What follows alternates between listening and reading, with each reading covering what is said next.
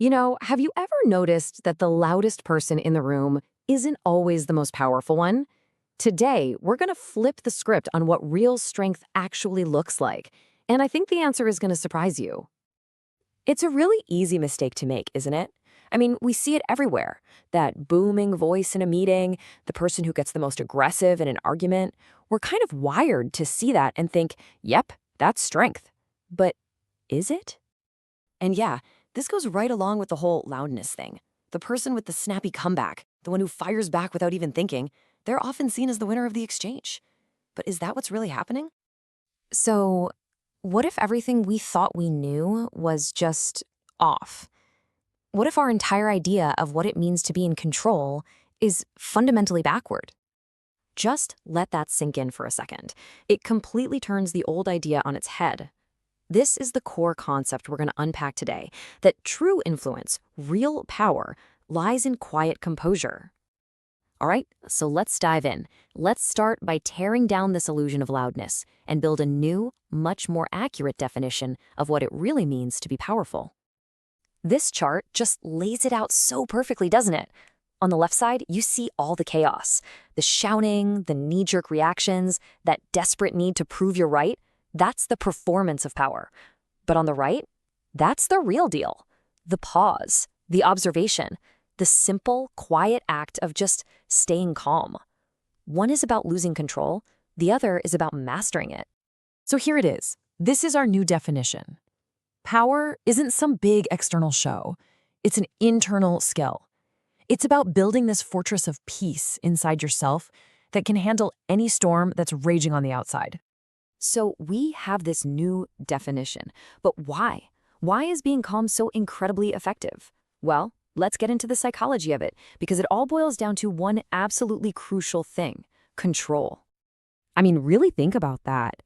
When somebody says something that triggers you and you just lash out, you're not in control. Nope. You've just handed them the remote control to your emotions. They push a button and you react exactly the way they expect you to. So, how do you take that control back? It's actually a simple 3-step mental process. First, you just acknowledge the feeling. Okay, that comment really made me angry. Second, and this is the magic step, you pause. Just breathe. Observe that feeling without reacting on it. And then third, from that quiet place, you can respond with clarity instead of just reacting with emotion. And when you do this, something really amazing starts to happen. Your thinking brain stays in charge, not your lizard brain. Your decisions get clearer. And people, they feel that.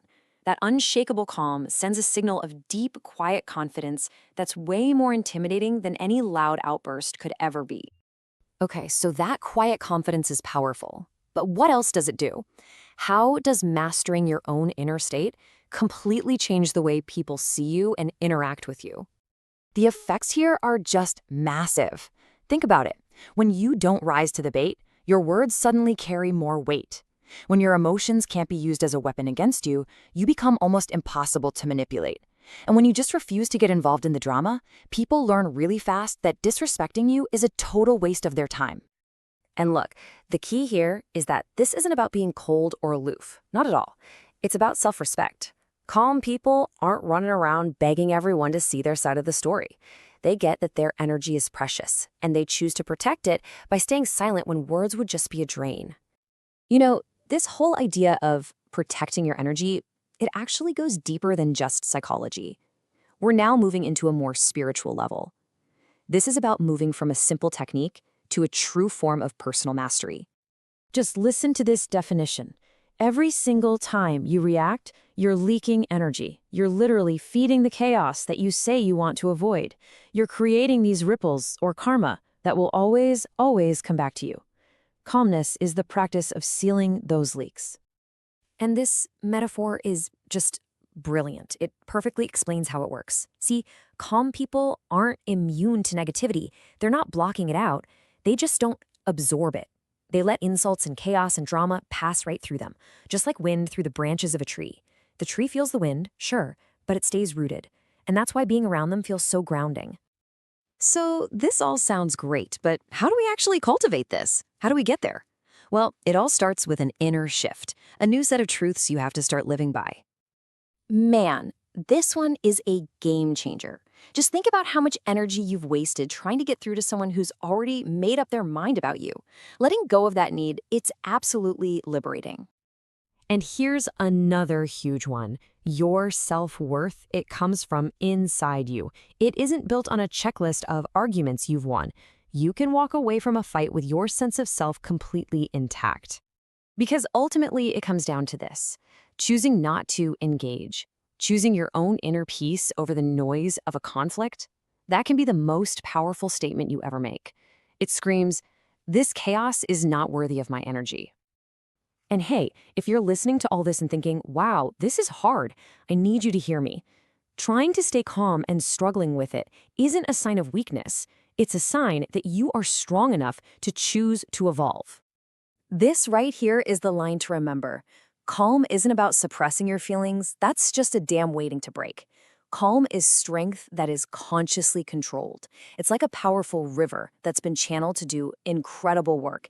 It's immense power held with absolute precision. It's not loud, it's not fast, it's not reactive. It's the quiet, unshakable confidence of knowing that you are in control of the only thing you ever truly can be, yourself. And that right there, is the greatest power of all.